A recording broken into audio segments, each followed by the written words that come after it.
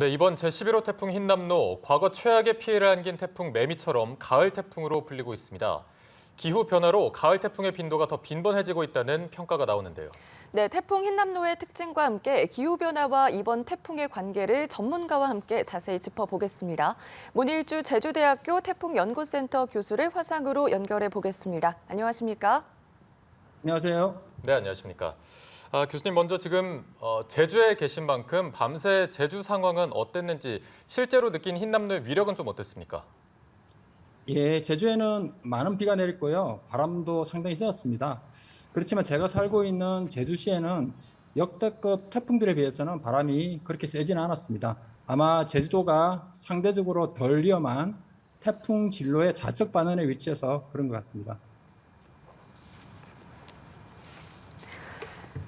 네, 이 흰남노는 기상청에서도 매우 특이하다, 이례하다 이런 얘기를 하고 있습니다. 약한 태풍의 경우에는 북위 30도 선을 넘으면서 더 강해지는 모습이지만 흰남노 같은 경우는 강한 태풍이 북위 30도를 넘어가면서 더 강해졌거든요. 이런 배경은 뭐라고 보십니까?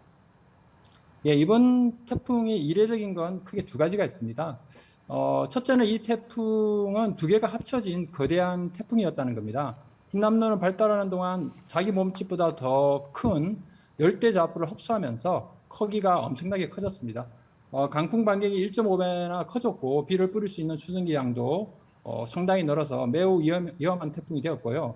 또 다른 특징으로는 흰남노가 말씀하신 대로 27도의 아주 고위도에서 발생을 해서 초강력 태풍까지도 도달한 아주 유일한 태풍이 됐는데요. 이것이 가능했던 이유는 흰남노가 일반적인 태풍과는 달리 북상을 하지 않고 북서태평양에서 가장 수온이 높은 남서쪽으로 이동을 했기 때문입니다. 또한 이동 경로상의 공중계 수온이 평년보다 매우 높아서 태풍은 더 잘 발달할 수 있었던 겁니다. 네, 지금 태풍의 경로를 조금 설명을 해주셨는데 이번에 흰남노 같은 경우에는 이동 경로나 발생한 위치가 조금 특별하고 특이하고 이례적이다 이렇게 평가가 되고 있습니다. 저희가 그림을 하나 보여드리면서 설명을 좀 들어볼 텐데요. 처음에 흰남노가 일본 도쿄에서 한 1200km 떨어진 곳에서 발생을 했고 고기압이 좀 이를 가로막고 있는 그림이 보이는데 잠시 후에는 이제 이 고기압이 위쪽에서 생긴 기압부로 인해서 얇아집니다. 그리고 얇아지고 나서 이 흰남노의 어떤 이동 경로가 열렸다고 해야 될까요? 중간에 기압골이 확장이 된 모습을 저희가 볼 수가 있는데 나중에는 이제 이 기압골이 확장돼서 이 경로로 열리면서 저희가 지금 알고 있는 일본과 우리나라 사이를 이제 빠져나가게 됩니다. 지금 태풍 흰남노의 모습이 보이고 있고 옆에 티베트 고기압, 오른쪽에 북태평양 고기압이 위치하고 있는데 보통 이제 태풍이 여기서 어떤 식으로 이동할까 궁금했었는데 여기서 마지막에 북태평양 고기압을 따라서 오른쪽으로 동진하게 됩니다. 이렇게 태풍이 좀 발생하는 위치도 좀 특이했고 마지막에 이동하게 된 그 경로가 저희가 일반적이지 않아서 이번 현상을 좀 어떻게 바라보시는지도 궁금합니다. 그래요. 하여튼 이번에 그 태풍이 예상보다 좀 바람 피해가 좀 크지 않았지 않습니까? 네네. 사실은 이렇게 태풍의 그 관측된 최대 풍속을 보니까 우리나라의 초속 43m가 지금 기록이 됐고요. 기상청은 이번 태풍의 최대 순간 풍속을 초속 60m까지 예측을 했습니다. 그래서 관측과 예측과 좀 상당한 차이가 있는데요. 그렇지만 이것이 기상청 예보가 틀린 것은 아닙니다. 왜냐하면 태풍 진로의 우측에는 아마 그 정도의 초속 60의 강한 바람이 불었을 겁니다. 다행히 우리나라는 그 태풍 진로의 왼쪽 편에 있어서 바람이 약하게 부는 겁니다. 실제로 태풍이 부산을 지날 때 부산 5, 6도에서 중심기압이 965 헥토파스칼까지 관측이 됐거든요. 이것은 기상청이 예측한 955 헥토파스칼하고 매우 유사했습니다. 네, 보통 태풍은 북위 5도 이상인 북서태평양 저위도의 따뜻한 바다가 태풍의 고향이지 않습니까? 여기에서 만들어지는 태풍들이 대부분 세력이 센데 이번에 한남노는 이 법칙을 깼고요. 올해 발생한 첫 카테고리 5급 태풍이 세계적으로 연평균 5개씩 카테고리 5급 태풍을 만드는데 8월 말에 첫 5급 태풍이 나온 것도 이례적으로 보고 있거든요. 이 부분은 어떻게 보십니까? 그거는 잘못 알고 계신 것 같고요. 카테고리 5 정도의 태풍은 8월 달에도 많이 생기고요. 8월, 9월, 뭐 10월, 11월에 다 생깁니다. 그래서 이번 태풍이 좀 특이했던 이유는 아주 고위도에서 발생했음에도 불구하고 이런 초강력 태풍의 강도까지 도달했다는 것이 아주 특이한 것입니다. 네, 앞서 이제 제주도에 계실 때 생각보다 바람이 피해가 좀 적었던 이유로 태풍의 좌측에 위치했기 때문이라고 분석을 해주셨습니다. 보통 이제 태풍의 바람 방향은 역시계 방향으로 저희가 알고 있는데 좌측에 있을 때 뭐 가항 지역이라고 해서 더 좀 피해가 적은 이유 어떤 거의 원인이라고 보면 될까요? 예, 말씀하신 대로 태풍은 반시계 방향으로 회전을 하기 때문에 태풍의 진로의 우측 반원은 태풍의 이동 속도가 풍속에 대해집니다. 반대로 진로의 좌측 반원은 그 풍속에서 이동 속도를 또 빼야 되는 거죠. 그래서 우측은 우리가 이제 이온 반원, 좌측은 가항 반원 이렇게 얘기를 하는데요. 이번 흰남노 같이 이동 속도가 상당히 빠를 경우에 진로의 좌측과 우측의 풍속 차이는 더욱 커지게 됩니다. 예를 들면 초속 10m로 빠르게 이동하는 태풍은 좌측과 우측의 풍속이 플러스 마이너스 1이 되니까 최대 초속 20m까지 날 수가 있는 겁니다. 태풍 매미는 경남 사천에 상륙해서 포항 북쪽으로 통과했기 때문에 마산, 부산 포함한 경상 해안이 모두 위험한 우측 반을 속했거든요. 그런데 이번 태풍은 거제를 거쳐서 부산을 지났기 때문에 우리나라는 대부분 태풍 진로의 좌측반에 속했습니다. 이번 태풍의 강도는 매미만큼 강했지만 이러한 약간의 진로 차이로 인해서 이번에 바람 피해가 상대적으로 적었던 것입니다. 네, 지금 좀 정리를 해보자면 태풍의 오른쪽 지역은 위험 반원이라고 해서 태풍의 이제 바람이 부는 역시계 방향으로 편서풍이 더해져서 조금 더 강하게 불고 이제 왼쪽 지역 같은 경우에는 편서풍과 만나면서 그 바람의 세기가 좀 더 약해진다라고 저희가 좀 이해하고 있는데 이번 같은 경우에는 흰남노의 이 그 반경이 너무 크기 때문에 좌우 지역에 그렇게 큰 차이가 없다라는 분석도 나오고 있거든요. 이 부분은 좀 어떻게 보십니까? 아닙니다. 태풍의 이동 속도는 이번에 상당히 빨랐기 때문에 이동 속도만큼 우측에는 더해지고 좌측에는 빼질 수밖에 없거든요. 그래서 그렇지만 우리가 지금 관측된 바람이 모두 우리나라 쪽에 좌측에서 관측이 됐고 우측에는 다 바다이기 때문에 사실은 실측이 없습니다. 그래서 이제 사실은 좌측과 우측의 차이는 매우 컸을 거로 생각이 됩니다. 네, 이번에 저희가 역대급 태풍으로 분류하면서 과거에 있던 태풍과 좀 비견됐던 게 2003년에 왔던 가을 태풍 매미와 좀 비교를 해보고 있습니다. 역시나 가을에 강력한 태풍이 왔었기 때문에 왜 이 시기에 좀 이렇게 강력하게 발달하는지도 궁금하거든요. 일단은 가을철에 이제 태풍이 이렇게 강한 태풍이 자주 오는 이유는 일단 태풍의 길이 우리나라 쪽으로 열리기 때문입니다.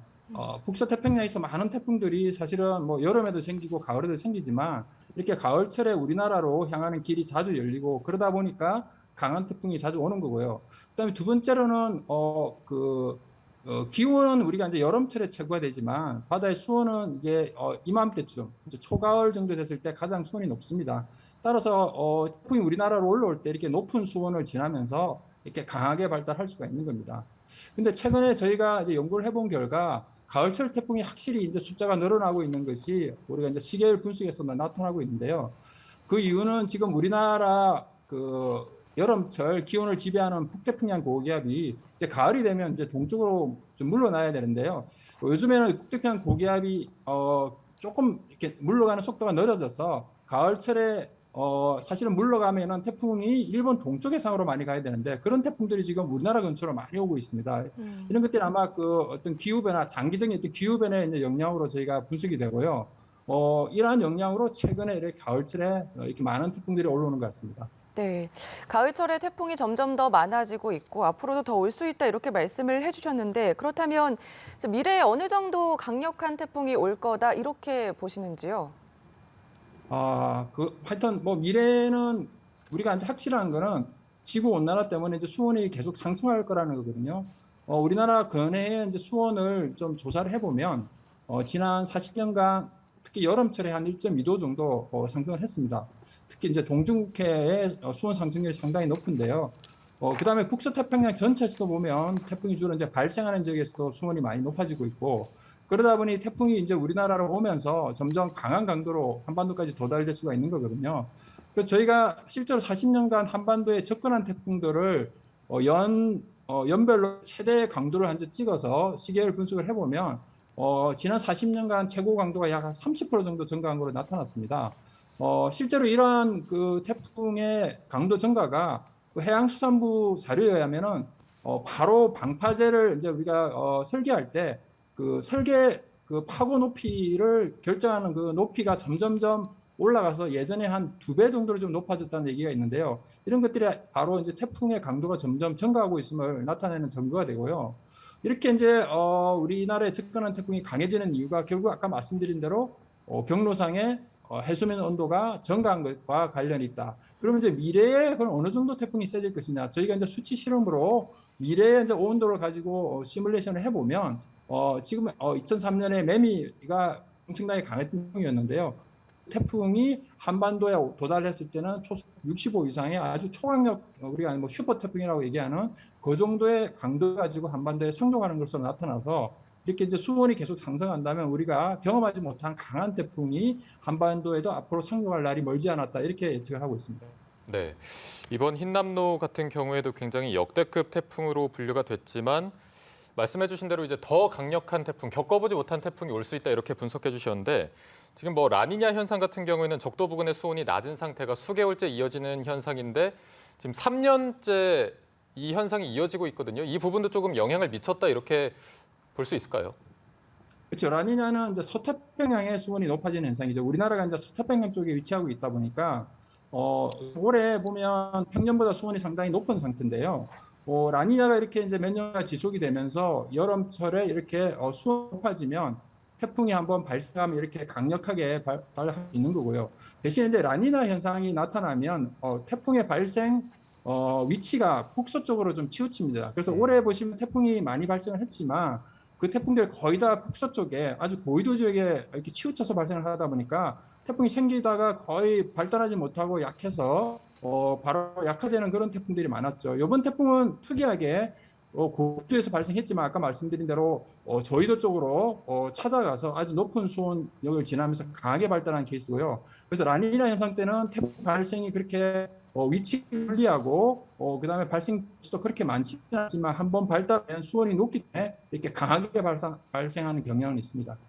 예, 결국 열받은 바다가 슈퍼태풍 흰남노를 만들었다 이렇게 해도 과언이 아닐 것 같은데 그래서 이제 기후변화의 습격이다 이렇게도 볼 수 있을 것 같습니다. 최근에 기상청이 내놓은 기후변화에 따른 해역 변화 전망을 보면요. 온실가스 배출량을 줄이는 노력이 없이 지금처럼 유지가 되거나 더 배출하는 경우가 발생을 한다면 해수면 온도는 계속해서 상승할 거다 이런 분석을 내놨거든요. 이와 관련해서 어떤 대책이 좀 필요할까요? 예, 저는 이번 태풍을 보면서 그 과거에 경험한 태풍을 기준으로 대비하는 현재 재난 대응 시스템에 대한 패러다임 변화가 좀 필요하다고 느꼈습니다. 이웃 나라 이제 일본을 보시면 지열 뭐 어디보다도 더 잘 대비하는 나라이지 않습니까? 그래도 일본은 그 미래 가능한 지진의 규모를 가소평가해서 2011년이죠. 동일본 대지진 때에 준비한 모든 것이 무용지물이 되었습니다. 그래서 이 결과는 결국 후쿠시마 원자력 발전소 방사능 유출과 같은 그 재앙으로 이어졌는데요. 기후변화는 우리가 예상하는 것을 뛰어넘는 강한 태풍을 만들 수가 있으면 우리는 명심을 해야 됩니다. 만약 그동안 경험하지 못한 강력한 태풍이 한반도에 상륙한다면 그 결과는 상상을 초월한 재앙으로 끝날 수가 있습니다. 그래서 이러한 태풍에 대한 패러다임 전환이 정말로 필요한 이유가 여기에 있습니다. 네. 이번 태풍의 특징도 살펴봤고요. 또 함께 기후변화와 이번 태풍의 관계까지 전문가와 함께 짚어보는 시간을 가졌습니다. 자, 지금까지 문일주 제주대학교 태풍연구센터 교수와 함께했습니다. 교수님 고맙습니다. 고맙습니다.